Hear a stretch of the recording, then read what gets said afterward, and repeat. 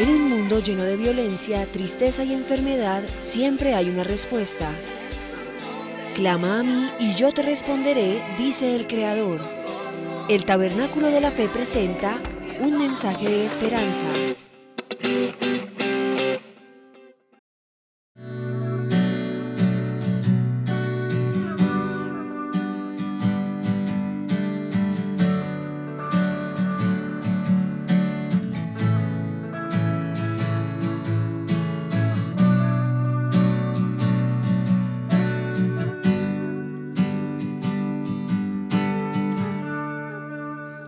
No sé si se acuerda cuáles fueron las dos anteriores que yo hablé en ese lugar. A ver, ¿cómo está la memoria de cada uno?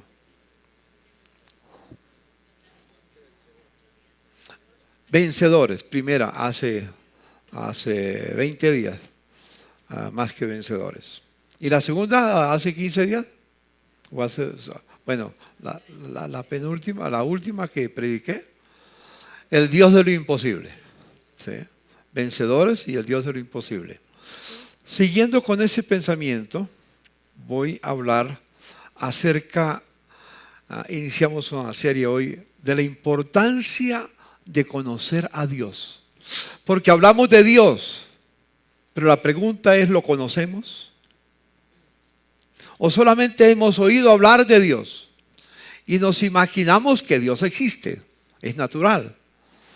Dios se reveló de distintas maneras, se ha revelado en el universo y en la raza humana para que podamos entender que existe un Dios, pero no solo que existe un Dios, sino que lo podamos conocer, como leímos allá en Hechos capítulo 17, la visita de Pablo al Areópago, al Dios no conocido, al que ustedes creen sin conocerle, es el que yo les anuncio. Hay algo en el corazón de cada ser humano que Dios se ha revelado que Él existe. Una de las revelaciones de Dios para el ser humano está en la creación. Los cielos cuentan la gloria de Dios y la expansión anuncia la obra de sus manos. Un día emite palabra al otro día y una noche a la otra declara sabiduría. No hay dichas ni palabras, pero por toda la tierra salió el anuncio que hay alguien que creó el universo. Los cielos cuentan la gloria de Dios. Pero al mirar la creación que existe, sabemos que no es producto de la casualidad, tanta belleza, tanta hermosura, tanta perfección, tanta rectitud que hay en todo el universo. En la creación, en todo lo que existe, el orden que existe. Nos dice que hay un Dios, pero no nos dice quién es, ni cómo acercarnos a Él, ni cuál es su propósito. Sabemos que existe, pero no nos dice nada. Entonces dio dos pasos más, dio el Señor. Primero nos envió a su Hijo Jesucristo. Y Cristo vino para revelarnos al Padre.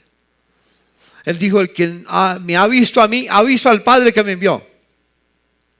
Cristo es la máxima expresión humana de quién es Dios, cómo es Dios y cómo vivir para Él. Pero, otra vez, si Jesús hubiera estado, o como estuvo, y no hubiera quedado escrito nada de Él, ¿cómo sabríamos hoy, 2000 años más tarde, lo que Jesús hizo? Entonces nos dio una tercera forma de revelación, que es las Sagradas Escrituras. Y esa Biblia que ustedes tienen en sus manos, la que les animo siempre a leer, en ella tenemos la revelación. Ahí nos dice quién es Dios, cómo acercarnos a Él, cuál es su plan, cuál es su propósito. Ahí nos habla todo acerca de Dios. Entendamos esos principios que son maravillosos. Pablo tenía un mensaje muy especial, que quiero que veamos un pequeño video en este día, que es muy importante. Ahí en la palabra que mi hermana nos leyó, que Marcelita nos leyó, nos dice que Pablo les anunció la resurrección de Cristo. ¿Qué hubiera pasado si Cristo no hubiera resucitado? Vana sería nuestra fe. Seríamos igual que todos los demás. Porque los fundadores de las religiones, hombres buenos, grandes maestros, grandes pensadores, nos hablaron de Dios, pero murieron y desaparecieron. Con Cristo no. Cristo murió y resucitó. Y porque Él vive, nosotros también viviremos. Amén. Dígale a su hermano, mi fe no es en vano, porque creo en aquel que resucitó de entre los muertos. Y porque Él vivo, yo también viviré. Amén. Cuando tuve el encuentro con el Señor, cuando el Señor quiso llamarme a sus pies, como saben, hace más de 62 años, desde mi conversión, el anhelo profundo de mi corazón ha sido conocer a Dios. A veces con más intensidad, a veces con menos intensidad, tengo que reconocerlo. Muchas veces me ha pasado lo que le pasó a la iglesia de Éfeso. Dice el apóstol San Pablo en Apocalipsis capítulo 2, versículo 1 al 7, cuando habla la carta a los Efesios, la carta del ángel a las 7 iglesias, y comienza con la iglesia de Éfeso. Dios le dice: yo sé tus obras, tu paciencia, tu trabajo. Has probado a los que se dicen ser apóstolos y no lo son, y los has hallado mentirosos. Pero tengo contra ti que has dejado tu primer amor. A mí me ha pasado eso en la vida. Yo sigo siendo fiel al Señor en el trabajo, en la obra, en la predicación, en tantas formas, y agradezco al equipo que me acompaña. Siempre agradezco que todos ustedes me están acompañando. Ayer tuve una experiencia muy linda. Por la mañana teníamos la reunión de los profesores, de los maestros de la iglesia infantil. Yo uso maestros, perdón si uso profesores porque no es la mejor palabra. Los maestros de la iglesia infantil. Y fue interesante ver, no sé, había 20 y tantos, no sé cuántos había, no recuerdo exactamente. 20, no sé cuántos, 22, algo así. Y de los 22 que estaban, 20 me acompañan. Uno me acompaña hace 40 y pico de años. El más nuevecito de esos 20, o de esos, sí, tenía con nosotros en la iglesia infantil trabajando, acompañando en estos últimos tiempos, 15 años. Y la menor tenía como 2 años de estar con nosotros. Pero qué hermoso saber que pasa el tiempo y permanecen los hermanos fieles. ¿Cuánto quisiera? Yo le decía ayer, la mayoría de las mujeres, y yo le decía a las hermanas, oremos para que haya hombres que se animen a enseñar en la iglesia infantil. ¿Por qué tienen que ser solo las mujeres? Así que ore, si el Señor te habla el corazón, sé un maestro para los niños. Los niños quieren ver a los hombres, a los varones, enseñándoles los principios. Mejor acompañando a los padres de ellos, porque no es la iglesia la responsable. Los responsables son los padres. Y la iglesia es solamente un apoyo. Pero que haya hombres que sean apoyo a los padres, a la familia, para que los niños y las niñas conozcan al Señor, sobre todo en este tiempo tan difícil que se nos presenta, como lo mencioné hace un momentico, de una manera sencilla. En ese tiempo con mi esposa, todos los días teníamos tiempo de oración. Caminábamos a veces 5 o 6 kilómetros de la casa hasta otro sitio para ir a orar entre semana 2 o 3 veces. La oración para buscar al Señor, para conocerlo mejor, comenzaba todos los viernes a las 6 de la tarde, íbamos hasta las 2, 3 de la mañana, todo el tiempo. Oración y ayuno con frecuencia. Y a veces me sentía caminando como en las nubes. Me sentía tan suavecito caminando, con una paz increíble en el corazón.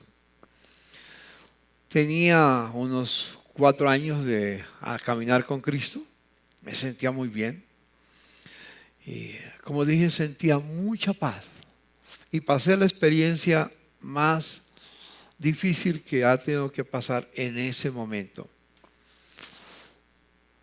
Iba caminando por la calle con mi esposa y de repente vino un pensamiento, no sé cuál pensamiento fue, pero era no santo. ¿Cuántos de ustedes han tenido pensamientos no santos después de conocer al Señor?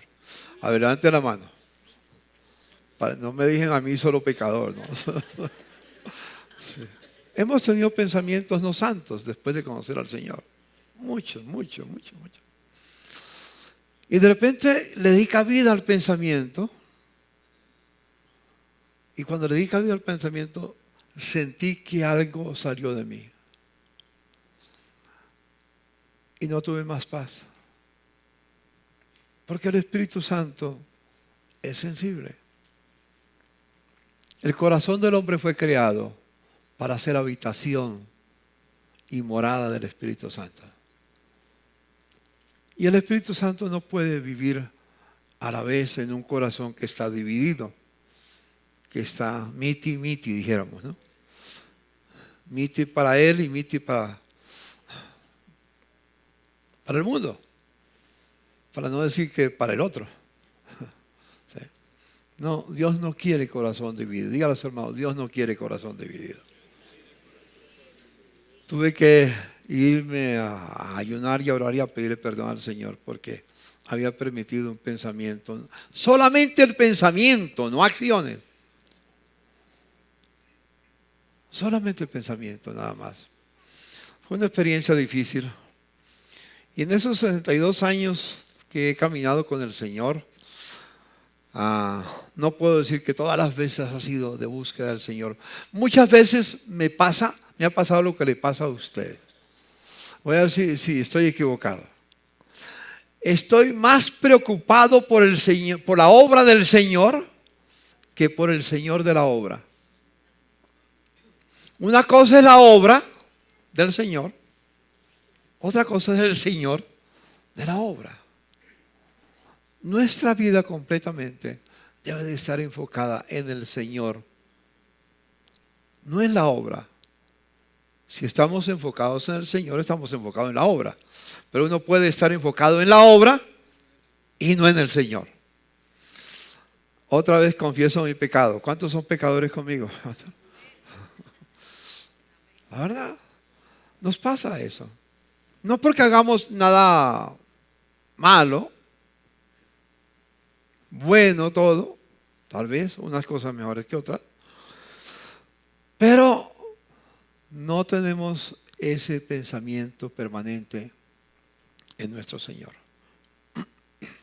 Y Dios quiere, repito, que Dios nos dio un corazón. Cuando Dios creó al hombre a su imagen y semejanza, si ustedes recuerdan en Génesis capítulo 2, Dios formó al hombre ¿de qué? Del polvo de la tierra. Y cuando lo formó del polvo de la tierra, alentó en su nariz aliento de vida. Y fue el hombre un ser viviente. El hombre está compuesto de dos partes. Una parte material, una parte visible y otra invisible, otra que no se ve. El aliento de vida. Fue el hombre un ser viviente. Y en ese ser viviente está el concepto, el principio del corazón. Que no me refiero al corazón, al músculo que tenemos, que bombea sangre, que lo necesitamos para vivir. ¿Sí? Pero la palabra corazón en la Biblia tiene otro contenido. Vamos a mirar unos textos de la Biblia para entender un poco mejor. En el libro de Juan, capítulo 17, versículo 3, en la oración de Jesús antes de ir a la cruz, Dijo Jesús, y esta es la vida eterna. ¿Cuál es la vida eterna? Que te conozcan a ti, el único Dios verdadero, y a Jesucristo, a quien has enviado. La tarea principal de un cristiano debe de ser conocer a Dios, no saber de Dios, no tener idea de Dios, no discursos de Dios, sino conocer a Dios y conocer a Jesucristo.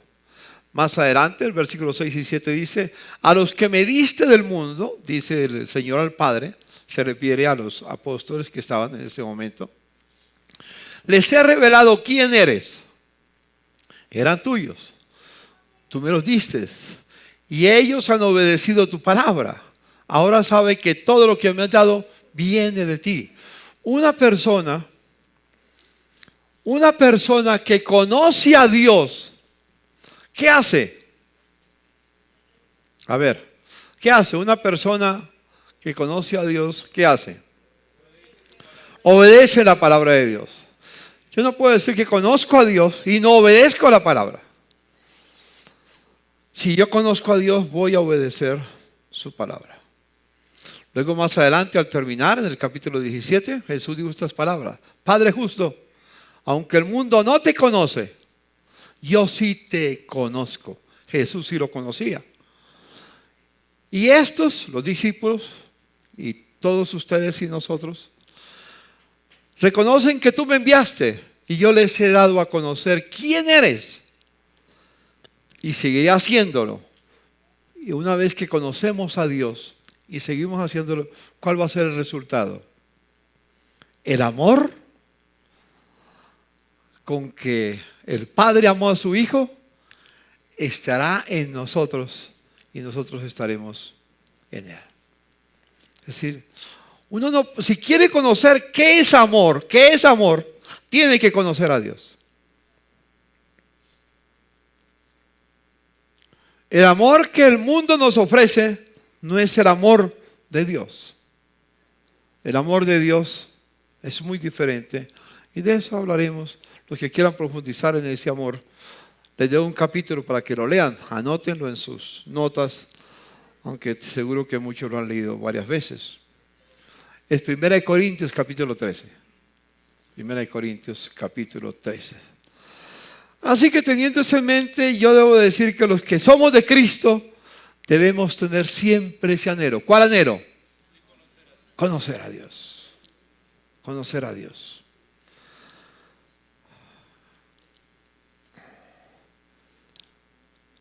Tal vez ese no ha sido el deseo tuyo. El deseo de algunos ha sido conocer de Dios, acerca de Dios, pero no conocer a Dios, porque eso implica intimidad. ¿Quién de ustedes me conoce mejor a mí que lo que me conoce mi esposa?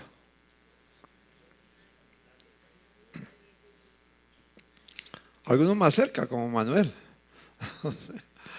Sí, uno más cerca. Pero ¿quién me conoce a mí como me conoce mi esposa? ¿Y quién conoce a mi esposa como la conozco yo? ¿Sabe por qué? Tenemos intimidad permanente. Si yo quiero conocer a una persona, hay que tener intimidad con esa persona. ¿Quieres conocer a Dios? Significa tener intimidad con Dios. Y ya seguiremos hablando de ese tema que es muy fascinante. Pero eso me da un paso para pensar en otra cosa. Una persona que conoce a Dios, escuche la palabra que voy a decir, es un teólogo. Hemos pensado que un teólogo es uno que va a un seminario, a un instituto, a una academia, a una universidad y estudia la Biblia y sabe hebreo y griego y es experto en arameo, en todas las, y conoce mucho. Entonces le dan título de teólogo. Yo diría que esa persona sí tiene más conocimiento que otros acerca de Dios, Pero no es teólogo, aunque tenga un título que le digan teólogo, si no conoce a Dios. Porque la palabra teólogo o teología viene de dos palabras en griego. Teos, que es Dios, y logía, que es conocimiento. Teología, conocimiento, o la traducción literal es uno que conoce a Dios. Ese es un teólogo. ¿Me explico? Dígale a su hermano, ¿está listo a graduarte como teólogo? Un teólogo es uno que conoce a Dios. Y por lo tanto, la pasión de un discípulo debe de ser ¿cuál? Conocer a Dios. ¿Es esa tu pasión? Muchos quieren el discipulado, pero piensa que el discipulado es simplemente unas lecciones de estudio bíblico, que las hay, claro, necesarias. Pero puede tener todas las lecciones que quiera, puede leer todos los libros de discipulado que quiera, pero si no conoce a Dios, está lejos de ser un discípulo. La tarea de Jesús con sus discípulos fuera que lo conocieran al Padre y que lo conocieran a Él. Ya lo leímos en Juan 17. Conocieran al Padre y que lo conocieran a Él. La tarea de esta comunidad, tuya y la mía, no es saber acerca de Dios, sino conocer a Dios. Y todos los días, Dios es tan infinito, tan grande, tan incomparable, que tendremos toda la eternidad para conocerlo. Pero a medida que lo vamos conociendo, comenzamos a disfrutar del amor del Señor, de su gracia. Viviremos con Él para siempre. Como consecuencia, yo diría que cada discípulo es un adorador, porque si conoce a Dios, ¿qué va a hacer? Lo va a adorar. Si conoce a Dios. Porque a veces, yo sé que Carlos tiene una carga fuertísima. Yo le pido que oremos por Carlos para que le dé paciencia al Señor. De paciencia. Porque él quisiera, como líder de la adoración, con el equipo que está, que todos entráramos en el fuego de la adoración. Pero qué complicado. No, te acompaño, hermano. Te acompaño. Miren lo que dijo el Señor Jesucristo a la mujer de Samaria. Conocen la historia de aquella que tenía 5 maridos. Había tenido 5 maridos y el que ahora tenía, el sexto, ya no era su marido. ¿Sí? Ella le hizo una pregunta: Señor, me doy cuenta de que tú eres profeta. Nuestros antepasados adoraron en ese monte, pero ustedes los judíos dicen que el lugar donde se debe adorar está en Jerusalén. Créeme, mujer, dijo Jesús, que se acerca la hora en que ni en este monte ni en Jerusalén adorarán ustedes al Padre. Ahora ustedes adoran lo que no conocen. Nosotros adoramos lo que conocemos, porque la salvación viene de los judíos. Quiero solamente mencionar algo muy interesante de resaltar. A veces adoramos lo que no conocemos. Tenemos que estar seguros de que lo conocemos. Vamos a estudiar a caso de hoy en 8 días hasta el caso de Abraham. El conocimiento que Abraham tenía de Dios. Y dice, pero se acerca la hora y ha llegado ya en que los verdaderos adoradores rendirán culto al Padre en espíritu y en verdad. Porque así quiere el Padre que sean los que le adoren. Dios es espíritu y los que le adoran deben hacerlo en espíritu y en verdad. ¿Dónde quiere Dios que adoremos a Jesús? No solamente en el templo, en nuestra casa, en cualquier lugar donde estemos, su presencia va con nosotros. He aquí, yo estoy con vosotros todos los días hasta el fin del mundo, dijo Jesús. Y si Él no está acá en este lugar, Él está aquí con nosotros. Al salir a la calle, ¿quién va contigo? Y cuando llegues a tu casa, ¿quién va contigo? Y cuando vas a dormir esta noche, ¿quién está contigo? Y mañana a levantarse, ¿quién está contigo? Y al irse a trabajar, ¿quién va contigo? Al irse a la escuela, al colegio, a la universidad, ¿quién va contigo? No hay lugar donde nosotros vamos que el Señor no vaya con nosotros.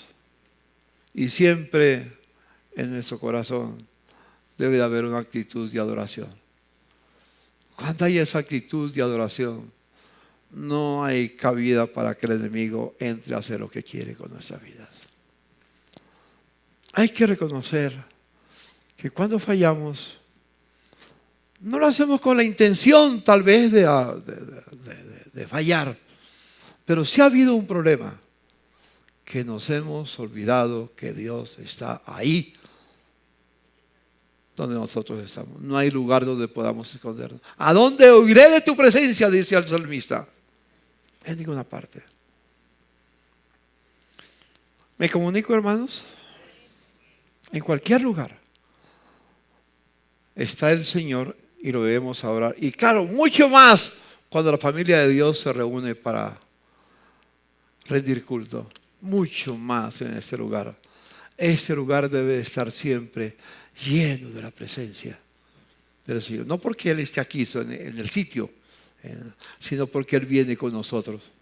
Y como viene con nosotros, todos nosotros traemos la fragancia, el aroma de Jesús. Y cuando nos acercamos a una hermana, a un hermano, cuando nos acercamos a otro, la fragancia de Cristo nos acompaña. La fragancia de Cristo que está en el otro viene sobre mí y se forma un perfume para Dios. Aleluya. Amén. La adoración es un perfume que surge en medio de la congregación para adorar al Señor. Aleluya. Para bendecirlo. Aleluya. Pido al Señor que esta mañana haya un perfume agradable para Dios que surja de este lugar y el Señor se deleite. Es el anhelo, porque Dios es espíritu y los que le adoramos en espíritu y verdad es necesario que le adoremos. Quisiera entonces avanzar en un segundo punto. Hay una palabra en la Biblia que se convirtió en la expresión más sagrada del pueblo de Dios hace 3.500 años, en el pueblo judío. Es la palabra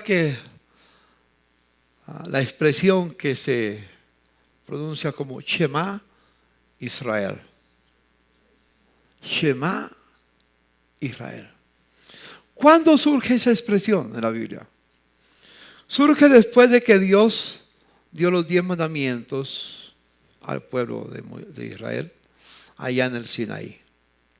Y que nos lo repite nuevamente Moisés en el libro de Deuteronomio.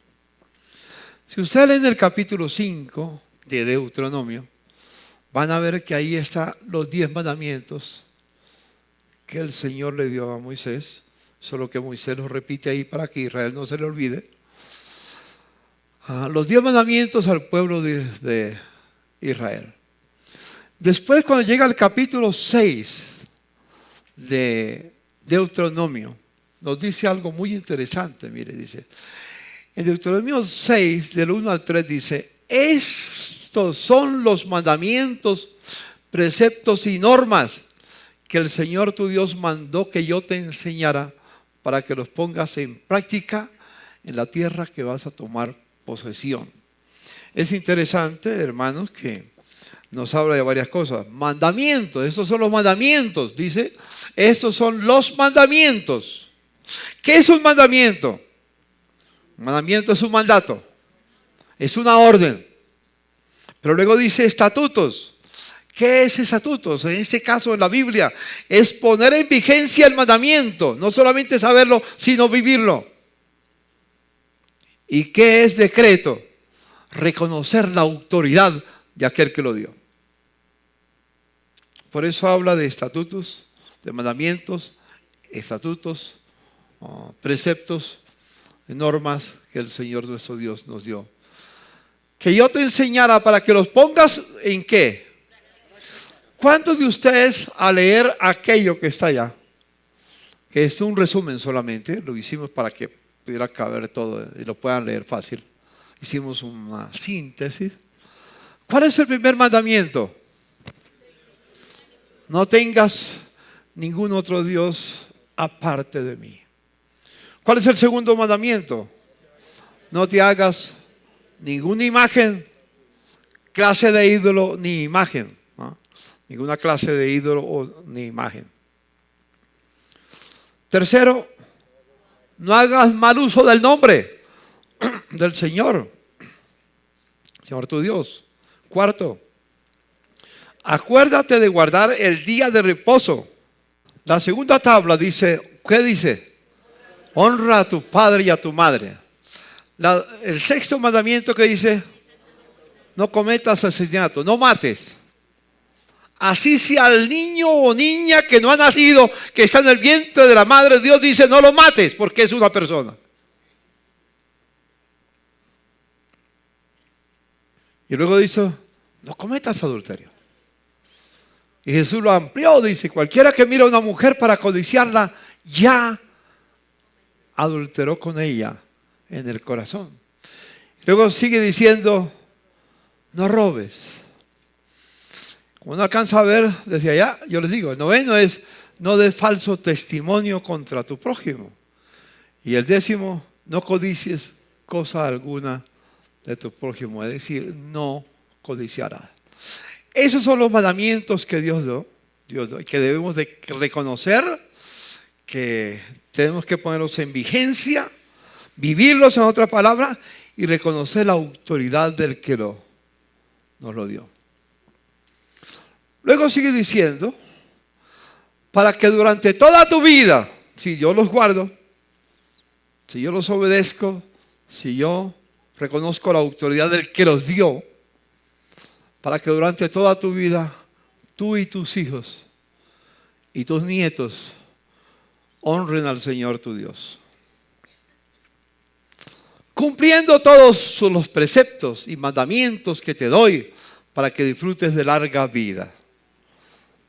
Cuando uno obedece, cuando el Padre obedece los mandamientos del Señor, eso tiene efecto ¿en quiénes? En los hijos. ¿Y en quién más? Y en los nietos. Pero sigue diciendo algo más. Escucha, Israel, y esfuérzate ¿en qué?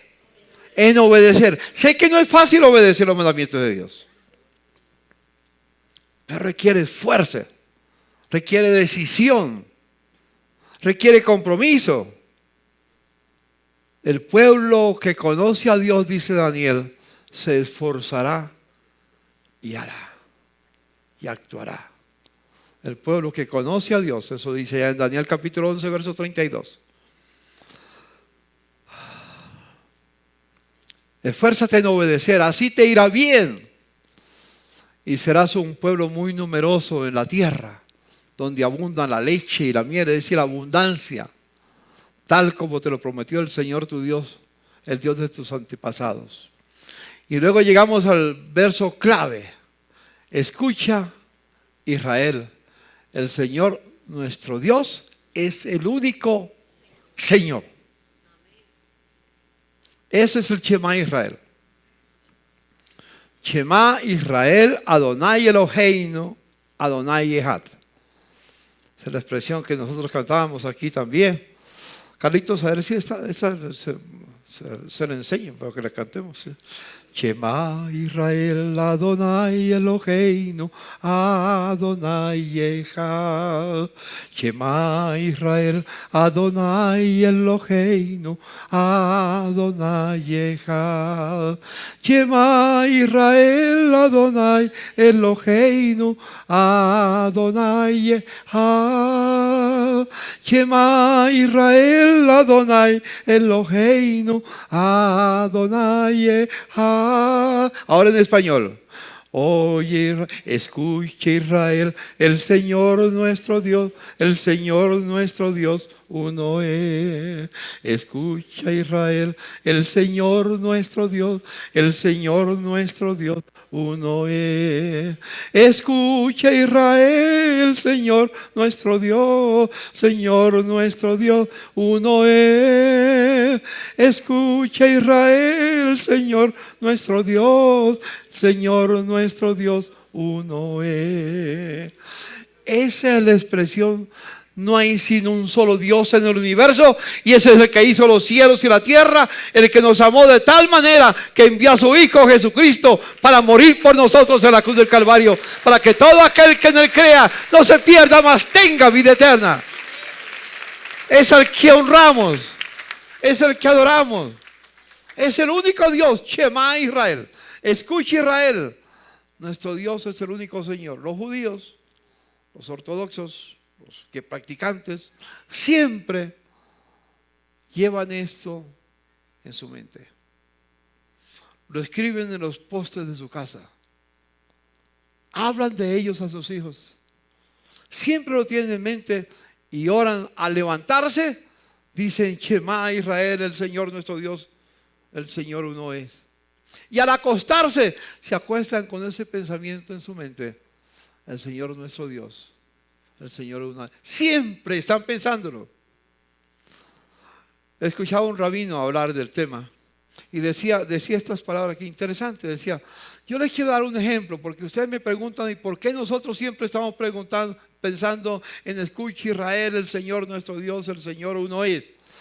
¿Por qué siempre estamos pensando en eso? Dice, piensen por un momento, y él usó esta expresión de comercio, Coca-Cola. ¿Cuántas veces han oído usted el nombre de Coca-Cola? Todos los días. A tal punto que muchos cuando piden una gaseosa piden una Coca-Cola. Está como, aunque es una bebida oscura, que dicen que las bebidas oscuras no son muy buenas, pero siempre piden una Coca-Cola. Ahora piden Coca-Cola cero. Es igual de mala, pero la propaganda hace que se venda. Él usaba esa expresión de la propaganda de la Coca-Cola para decir, por eso nosotros tenemos que repetir permanente, porque si no lo repetimos permanentemente, se nos olvida. Es una manera de pensar diferente, pero la verdad creo que tiene mucha razón en lo que menciona él. Ahora, sigamos con esto que es muy interesante con el Shema Israel, para que vean algo muy importante. En el versículo 4 ya está, escucha Israel, el Señor nuestro Dios, uno es. Y este mandamiento, el Shema, se repite en el Nuevo Testamento para nosotros. ¿Sabe quién lo repitió? Jesús lo repitió. Por eso el Señor le dio los 10 mandamientos, porque es el único Dios, es la autoridad máxima, y dice cómo tenemos que vivir en la tierra. Tenemos que poner en práctica lo que el Señor dice. Mira, al leer esto, ya ustedes van a entender que el Señor lo dijo con todo el alma. ¿Cuál es? Léanlo. Ama al Señor tu Dios con todo tu corazón, con toda tu alma, con todas tus fuerzas y con toda tu mente. Jesús unió este pasaje con otro que está en Levíticos, que después les doy el texto, para decir, cuando un joven se le acercó y le preguntó, un fariseo se le acercó y le preguntó, maestro, ¿cuál es el más grande mandamiento? Porque ellos tenían 613 mandamientos, todos importantísimos, pero él no sabía cómo guardar 613 mandamientos. Le dice, ¿cuál es el más grande mandamiento? El más grande mandamiento el Señor lo resumió en las 2 tablas. La ley de Dios tenía 2 tablas. La primera tabla que tiene que ver con Dios, los primeros 4 mandamientos. La segunda tabla que tiene que ver con el prójimo, los otros 6 mandamientos.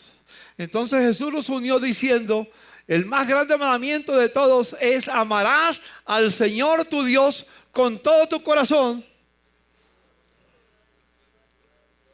Amarás al Señor tu Dios con todo tu corazón con toda tu alma y con todas tus fuerzas. Y esto implica también toda la mente, que Jesús lo aclara muy bien en el Nuevo Testamento. Amarás al Señor Dios con todo tu corazón, con toda tu alma y con todas tus fuerzas. Ya hablaremos del corazón, lo mencionamos de paso, pero quiero hablar de la palabra fuerza. La palabra fuerzas significa con todos los recursos que Dios nos ha dado, que hemos logrado con el trabajo que hemos realizado, con las tareas que hemos emprendido en la tierra. Es decir, todo lo que tenemos y todo lo que somos es para amar al Señor. Por eso en Lucas capítulo 14, en el verso 33, ¿se acuerdan qué dice? Lo hemos repetido tantas veces, el verso 33, ¿qué dice? El que no renuncia a todo lo que posee, no puede ser mi discípulo. A todo lo que posee, no algunas cosas. La idea es reconocer que nada es nuestro, todo es de Dios. ¿Hay algo que tú tienes que pueda decir es mío? Desnudos venimos a este mundo. ¿Cómo nos vamos? Desnudos nos vamos. ¿Han visto un entierro con traseo? No hay entierros con traseos. Todo es de Dios. Qué difícil es reconocer que todo es de Dios, porque uno cree que de Dios es alguna cosa, el resto son mías. Nada es nuestro, todo es de Él. De Jehová es la tierra, su plenitud, el mundo y los que en Él habitan. De Él es el dueño de todo. Por eso hay que amar a Dios con todo nuestro corazón, con todas nuestras fuerzas. Y luego hay algo muy interesante. Cuando dice con todo el corazón, es de ahí donde fluye el amor inalterable, que vamos a ver de hoy a 8 días seguro con Abraham. Y vamos a verlo con el Nuevo Testamento, lo que encontramos. Y el segundo mandamiento es semejante al primero. ¿Cuál es el segundo mandamiento? Amarás a tu prójimo como a ti mismo. Si yo tengo el amor de Dios y estoy unido en el amor de Dios, con Dios, ese amor se reflejará ¿hacia dónde? Hacia el prójimo. Hacia el prójimo. Pero aquí viene algo muy interesante que les quiero dejar, porque todo esto está llevándonos a lo que el año entrante vamos a seguir enfatizando o reenfatizando. Hemos dicho que el año entrante vamos a declarar el año de la familia, porque es la institución más atacada hoy en día. La familia es la institución más atacada. Quieren establecer nuevos modelos de familia, no lo que Dios estableció.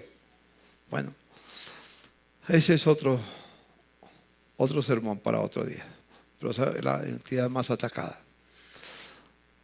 Luego dice algo muy interesante. Grábate en el corazón estas palabras que hoy te mando. ¿Qué es lo que tenemos que hacer nosotros primero? Los 10 mandamientos, el Shema Israel, el Shema Israel surge de los 10 mandamientos. Tenemos que grabarlas en nuestro corazón, que hoy te mando. Pero una vez que esté en mi corazón, ¿a quién tengo que inculcárselas? A los hijos. Yo le decía a los hermanos cuando presentaron a sus hijos, yo esto lo tenía preparado hace tiempos, solamente no pensaba en los que pasaron, los hombres que pasaron no estaban en la mente. Tú me llamaste esta semana y con mi hermano, yo no había hablado, fue con mi hermano Manuel Hombo que habló. Magnífico. Tenemos que volver nuevamente a hombres de valor. Este es el principio de un hombre, porque los mandatos se daban primero, según como está escrito en la Biblia. El hombre es la cabeza del hogar, la mujer es ¿qué? La ayuda idónea, no es la cabeza. Hay en algunos hogares donde la mujer quiere ser la cabeza, y donde la mujer quiere ser la cabeza está en el hogar equivocado. tiene que reconocer que su esposo es la cabeza del hogar. Como he dicho como chiste, no es el cabezón del hogar. Yo ahí no sé. Es decir, la cabeza, el responsable, la autoridad de la casa para decir a sus hijos cómo marchan. Son los hombres, los padres, los que tienen que inculcarle continuamente a los hijos aquellas cosas que él tiene grabadas en su corazón. ¿Me comunico, hermanos? ¿Está difícil de entenderlo? ¿Y de vivirlo? Ya eso es un poco más complicado. Pero tenemos el Señor con nosotros que nos ayudará. Y yo te mando, incúlqueselas continuamente a tus hijos. Hábleles de ellas cuando estés en tu casa. Cuando vayas por el camino, cuando te acuestes, cuando te levantes, átalas en tus manos como un signo, llévalas en tu frente como una marca, escríbelas en los postes de tu casa y en los portones de tus ciudades. En toda parte, eso tiene que estar recordándose permanentemente, en cualquier lugar donde estemos. Debemos llenar nuestra casa con mensajes del Señor. Por lo menos aquí tenemos los 10 mandamientos aquí y allá en la cafetería. Y la tienen en la Biblia. ¿Cuántos tienen la Biblia? ¿Cuántos tienen la Biblia? Así que además de eso la tienen. ¿Y cuántos no tienen la Biblia pero tienen celular? Entren, ahí está la Biblia para que lean Deuteronomio 6. Ahí lo pueden encontrar, ¿no? En YouVersion. Bajen la aplicación YouVersion que es gratis. No les cuesta nada. Entonces, hermanos, escríbelas en los postes de tu casa y en los portones de las ciudades. A la entrada de la ciudad debe tenerla. Hermanos, aquí viene algo que es muy interesante que quiero tomar antes de terminar.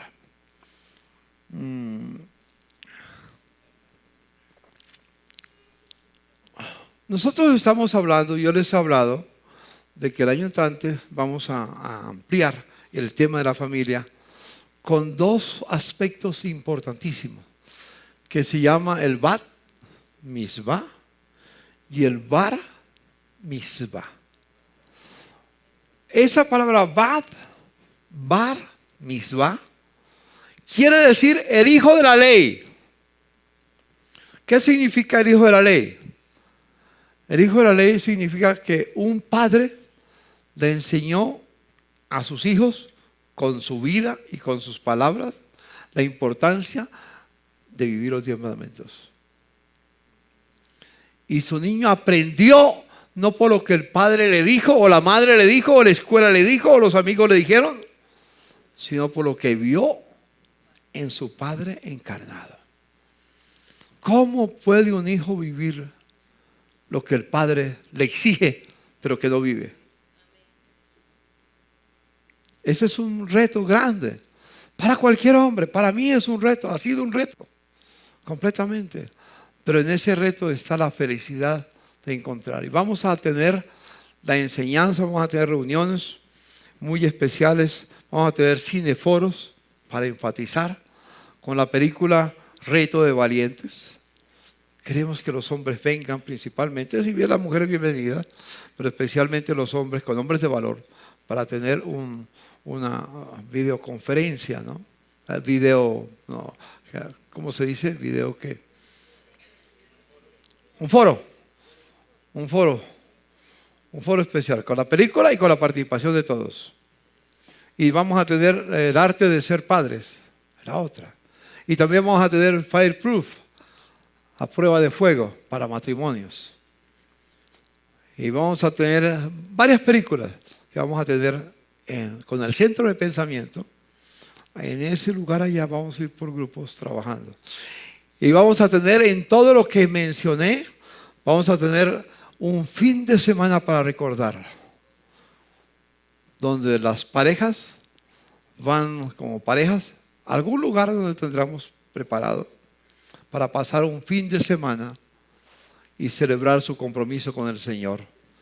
Y luego regresamos y terminamos con ahí le toca a mi hermano Pablo,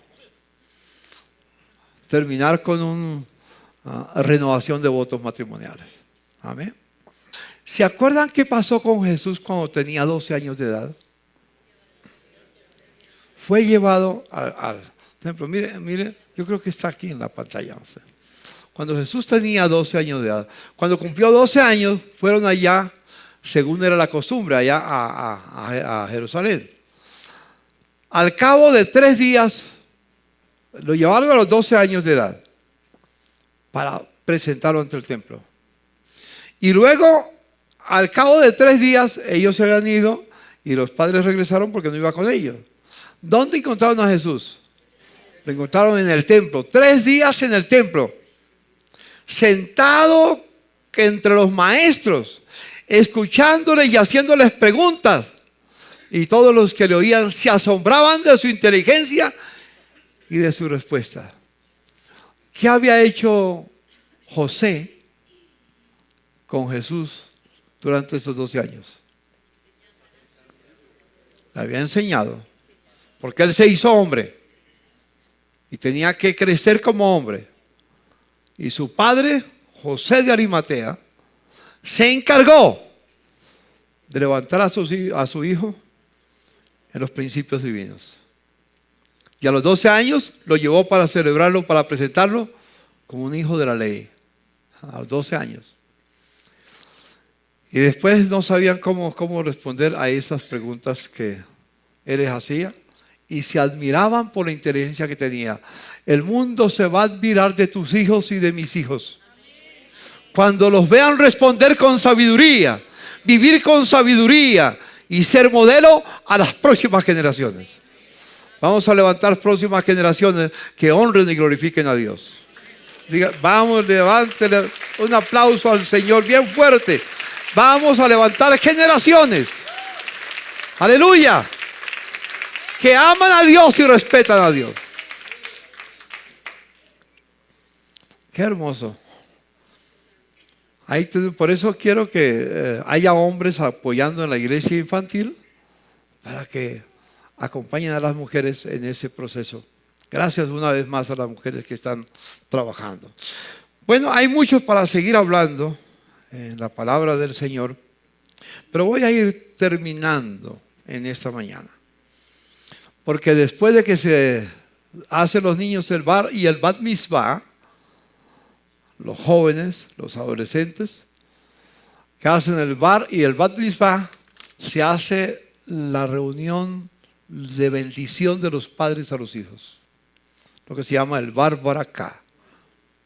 Los padres bendecirán a sus hijos, deseándoles un futuro de triunfo, de éxito y de victoria. Y Dios entonces honrará esa bendición de los padres, porque se hace con base a los principios que Dios estableció.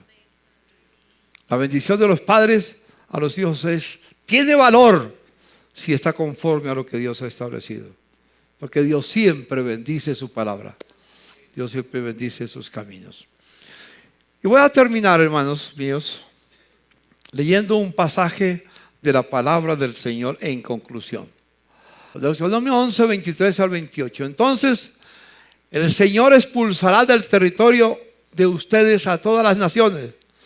Así podrán desposeerlas, aunque sean más grandes y más fuertes que ustedes. Todo lugar donde planten el pie será de ustedes. Su territorio se extenderá desde el desierto hasta el monte del Líbano y desde el río Éufrates hasta el mar Mediterráneo. Está hablando del pueblo judío, pero tiene que ir la aplicación.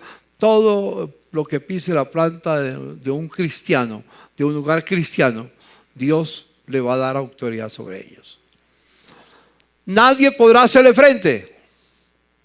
Por donde quiera que vayan, el Señor, su Dios, hará que el mundo sienta miedo y terror de ante ustedes, como se lo ha prometido. Y sigue diciendo aquí algo muy interesante. Hoy les doy a elegir entre la bendición y la maldición. Bendición, si obedecen los mandamientos que yo, el Señor su Dios, les mando a obedecer. Cuando uno obedece los 10 mandamientos, ¿qué hay? Bendición. Y si no los obedece, maldición. Si desobedece los mandamientos del Señor su Dios y se apartan del camino que hoy les mando seguir y se van tras dioses extraños que jamás han conocido. De eso hay mucho que hablar, pero el tiempo ya se acabó. Yo quisiera terminar esta mañana orando por los hombres, por los padres. Por favor, vengan los padres aquí adelante. Yo quiero orar por los padres. Voy a pedir a los ancianos que vengan al frente y me ayuden a orar por ellos. Gracias. Gracias por cada padre. Amén. Por cada hombre que hay acá. En el nombre de tu Hijo amado. Gracias. Esta palabra que se sembró hoy por medio de nuestro pastor llegue a sus vidas. Entren a sus corazones. Y como dice tu palabra, como si esos mandamientos quedan grabados en su corazón. Y que ellos los tengan tan grabados que los van a hacer. Al hacerlo, impartirán a sus hijos, a sus hijas, a sus esposas, esa bendición que dice Deuteronomio que si cumplimos, la bendición vendrá. Pero si no lo cumplimos, esa bendición se retendrá. Así que cada mandamiento, cada estatuto, cada precepto de la palabra tendrá que ser llevado en su corazón para que se repitan las siguientes generaciones y la siguiente y en la siguiente generación, en el nombre de Jesús. Amén. Amado Dios, yo te pido que extiendas sobre ellos una bendición especial, sobre cada uno de estos hombres que están acá, en todo este recinto, los que están aquí, que han dado un paso al frente y los que no han venido por alguna razón. Te pido, Dios, que en ellos haya un deseo incontenible de conocerte, que para ellos lo más importante sea esa relación personal contigo que constituye la vida eterna. Que siendo así, en ellos también haya un deseo incontenible de enseñar a sus generaciones, a sus hijos, en todo momento, todo aquello que tú has dado en tu palabra. Que el mayor deleite que ellos tengan sea en tu presencia, en tu conocimiento y en la enseñanza de ese conocimiento. Así tendremos una nación fuerte y grande, una gran nación. Bendito eres, Señor.